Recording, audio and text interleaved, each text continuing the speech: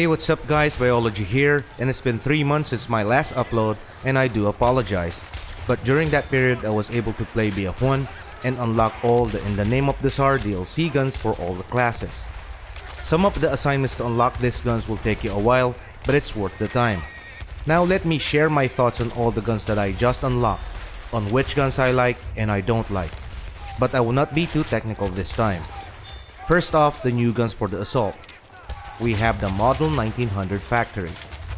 I can say that this gun is an absolute beast and it's good for CQB. I would not recommend this for further range engagements since this is a shotgun, but surprisingly, you can kill somebody from mid-range if the enemy is low on health. This shotgun is a one-shot kill guaranteed, just make sure you're pretty accurate with it because it can accommodate only 2 shells or else you will suffer the consequences. The reload time is fairly quick in my opinion, making follow-up shots easy. Next, we have the slug variant of the Model 1900. This gun can be used for mid to long range because of the slug shells, but the further the range, the less damage you can inflict to your enemy. Since the max shells is 2, make sure that those 2 shells count or you will not get the kill. The iron sight of this shotgun is great, acquiring targets is easy. You can still see where the enemy is going, unlike with the other guns that blocks your sight. To tell you frankly, I'm not a big fan of the slug variants, but it always boils down to personal preference. Next, we have the SMG 818 Factory and optical variants. This gun looks like a small version of the NG15NA, except the accuracy is not that impressive. Maybe this is the first DLC gun that I will not use more often. I will favor the optical variant over the factory, but I would rather use the Ryby rolls more than this gun. The cartridge magazine size of 81 is really nice, but it seems the damage per bullet is not that good. Do not take my word for it guys, these are just my first impression of the gun. Then we go to the medic class. This next gun is famous among the medics because of the fast rate of fire, which is way better than the M1907 SL Sweeper, the Federal Automat Trench and optical variants. The recoil is also better, which makes this viable for mid-range engagements. The damage points is much lower than the Sweeper though, and the damage drop-off starts further. I really love using this gun in CQB, which makes me more aggressive, and I was able to secure many kills with it, which is awesome. Next is the General Lu Rifle Factory and Storm variants. This is really the first time I used this gun and was very impressed. The only caveat is it has only 6 bullets, which is not enough for taking out more than 2 targets in close range. I would recommend this for mid-range engagements. The 2 variants are using iron sights and would be better if it has a 4 times magnification.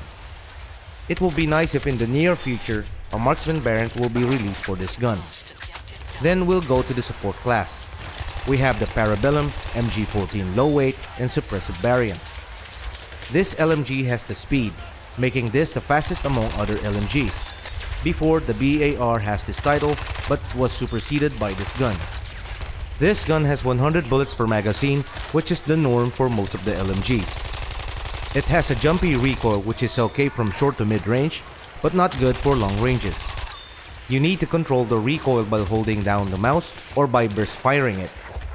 The suppressive variant has the 4 times magnification that is very helpful in acquiring targets from afar, but I would choose the M1909 Benamer CA telescopic over the Parabellum MG14 suppressive when engaging an enemy from long range. Then we have the Perino Model 1908 low weight and defensive variants. I can say that this LMG is more accurate when dealing with enemies from mid to long range. The recoil is also less compared to the Parabellum. It has 120 bullets in the magazine, which is great. The only thing I don't like about this gun is there's a big steel bar on the left when ADS, which is very confusing at times, causing you to lose your target. While the defensive variant has the optical sight, which is better than the iron sight of the low weight. The hip fire of this LMG is not quite good, and that is my opinion only. Lastly, the Scout class. We have the Mosin Nagant M91 Infantry and Marksman variant. The first thing you will notice with this rifle is that the rechambering animation seems longer than usual, which annoys me a lot and makes my follow-up shots too late. It has a similar feel and muzzle velocity with the M1903, but the noticeable difference is the rechambering time.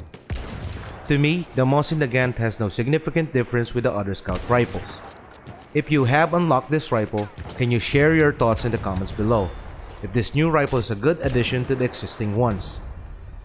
Next, we have the Veterli Vitali M1870-87 carbine and infantry variant. When I first used this rifle, I was not convinced that this is a good one, but when I used this over time, I begin to like it. I would use a carbine over the infantry variant though, because the infantry variant has a slightly thicker iron sight that gets me confused most of the time. But I'm more of a marksman variant guy, and since this rifle has only the carbine and infantry variant, I might not use this often. Let us see, maybe there will be a marksman variant of this rifle soon. So these are my first impressions of all the new DLC guns, and unlocking all of it is quite time consuming and challenging as well. I was happy when I finally completed the DLC gun unlocks, and the hardest assignment was with the support class, and that is to destroy 2 planes with the LMG. There is one tip I can give you to complete that task. Situate yourself near an AA, then try to damage an incoming plane, then use your LMG to finish it off. Well, that's how I did it, and good luck if you haven't completed it yet. So guys, I hope that I gave you some ideas on how these new guns play in the game. Please share your thoughts about these new DLC guns by leaving a comment below. If you like this video, please leave a thumbs up, and if you're still not subscribed to this channel, please do by clicking the subscribe button and hitting that bell icon so you will be notified of new contents.